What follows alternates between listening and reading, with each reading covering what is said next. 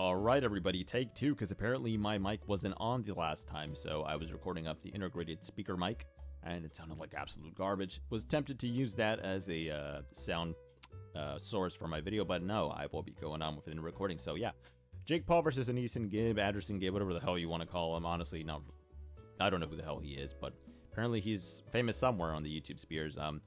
Tale of the tape, here we go. Age 23 for both of these fighters, Jake 23, Gib 23. Height 6'1 for Jake Paul, 5'8.5 for AnEsonGib, 191.8 weight for Jake Paul, 188 for Gib, 76 reach, 70 reach for Jake 76 and AnEson 70. Honestly, if you just look at the stats, kind of easy to tell who's going to win and who's had more experience in the ring. I believe AnEsonGib hasn't been in the ring before, and Jake Paul has been in the ring before. I think he fought Deji, right? KSI's little brother, so yeah. And I think he beat him, right? But Logan didn't have such great success with KSI. He kind of lost. The ring walk-in or the walkout, whatever you want to call it. I mean, kind of cringy. I don't know what's with Jake Paul's respirator. I mean, maybe he was ahead of the whole Corona trend. Maybe trying to emulate some Deontay Wilder. Not sure, but for the majority of this fight, Jake Paul dominated AnEsonGib. AnEsonGib did some really funky, dumb crouching stances that really kicked his ass. You know, he self-sabotaged himself essentially. He could not carry his own weight with those legs. He skipped on leg day, no leg training at all, and Jake Paul rocked him early and he put him away early. AnEsonGib looked like a frantic deer or something. He was just all over the place. He didn't have any footing on him. Jake Paul, on the other hand, a lot more planted, not as light as his feet compared to other fighters, but you know, miles better than what Gib was doing on the damn the ring. It was just a joke. It was a clown show. I was watching it with a friend and he was laughing his ass off the entire time because AnEsonGib would constantly hit the floor. It was absurd. This guy could not carry himself in the damn ring. He would trip over himself. He wasn't able to hold his own against Jake Paul, which is more understandable since I think Jake has more of a boxing pedigree, as stupid as that sounds. But yeah, I don't know what was going through his mind when he was in the ring. He obviously has some balance issues. I don't know if the guy suffers from anything.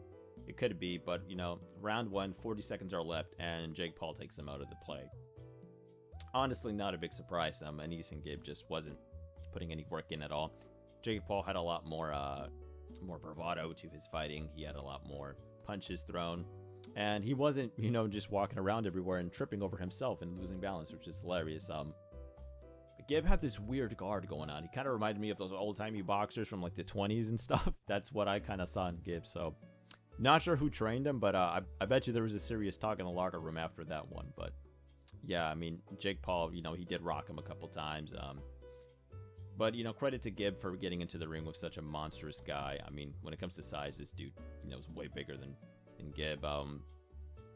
He lost the fight, obviously, but let's be real here. He has the heart of a warrior, but I'm pretty sure there's a lot of cash money flow involved there. So, yeah, he has the heart of a warrior, quote unquote, when there's over, I don't know, $500,000 on the line to be had. So, yeah, take that for what you will. So, congrats on those two for making another clown show on the DAZN card. Jake Paul had some good shots, and I'm watching a little bit of the replay right now. Nice right from Jake that put him down. And that's the one that ended the match, I think. Now, my opinion on these clown show fights is not very favorable. In my opinion, you know, one, Jake Paul is a fading e-celeb. He is a has-been in the making.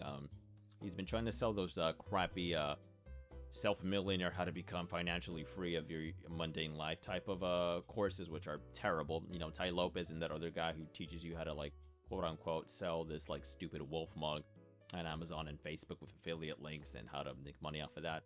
There's other ways to make money, and they're a lot cheaper. Let me give you a little bit of inside knowledge here from the boy himself, right? This is my financial knowledge to you.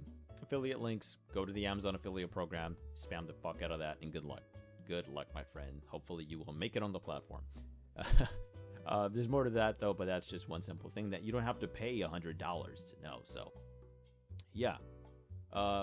That's my opinion. I really don't think Jake Paul belongs in here. Oh, he's bringing new eyes to the sport. You know, he's going to be a great asset to the sport of boxing. He's bringing a lot of new goddamn assets, you know, in damn boxing. Going for a Boomhauer impression, but I kind of, you know, started with a Texan accent, then went to a Boomhauer. I disagree. You know, all the 8-year-olds and 12-year-olds that watched him moved on to other channels or TikToks or whatever, or Vine. So honestly, I don't think the majority of his fans are still here. And it's not 2016, and it's not 2016 anymore. The landscape on YouTube is drastically different than it was a couple years ago. And I really don't see this has-been, doing that much better in his life. Him and his brother, I think, have made a significant fall from YouTube as of late. I really don't think they're as popular as they were before. So Eddie Hearn, please just stop with these clown shows. I really don't think they're doing anything for the sport of boxing. Maybe they are. Maybe I could be wrong, but I really don't see it with a fading fan base, and it has been just looking to cash in his wealth before he becomes irrelevant, completely. KSI, I think he has more support as a whole from his country when it comes to fan bases, so I think maybe Eddie Hearn should give him more of a chance, but my final word on this is that stop these clown shows. But it's funny to watch.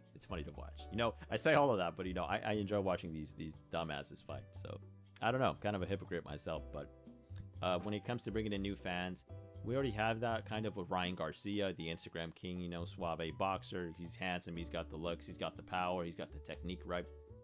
People call him the next Oscar de la Hoya, which I agree with. Hopefully he doesn't, wear fishnets and high heels and become addicted to crack and cocaine. But yeah, that's besides the point. Great future for Ryan ahead. He's gonna fight Jorge Linares pretty soon, which is gonna be one hell of a fight, I think. Haney's coming up for him too. That's gonna be a great fight. I think Haney gave the last fighter he had a fracture, a jaw fracture, which is pretty intense, right, when it comes to power shots. But yeah, that's all I have to say about the AnEsonGib fight and Jake Paul. I will be making another video dissecting the Deontay Wilder versus Tyson Fury, the Gypsy King 2 fight that happened recently. What a blowout show by Tyson Fury, right? Deontay Wilder's excuse, so dumb. His costume was too heavy, and it winded him before he got to the ring. Such a bad excuse. As a fighter, I think that's just the worst thing you could say. But yeah, let me know what you guys think in the comment section down below about AnEsonGib versus Jake Paul, and these e-celeb fights for that matter. Like, do you think we should really continue having them and putting other fighters, to shame, essentially, when it comes to payouts? These guys train their entire lives, and they risk more, This is their career path, and these people just come in for a couple rounds and make $1 million and leave. It seems kind of cheap to the other guys. Seems like they're cheapening the sport, but that's just my opinion. What do you think in the comment section down below? As always, thank you for listening in, and I will catch you guys later. Also, don't forget to check out my podcast on Game Domain.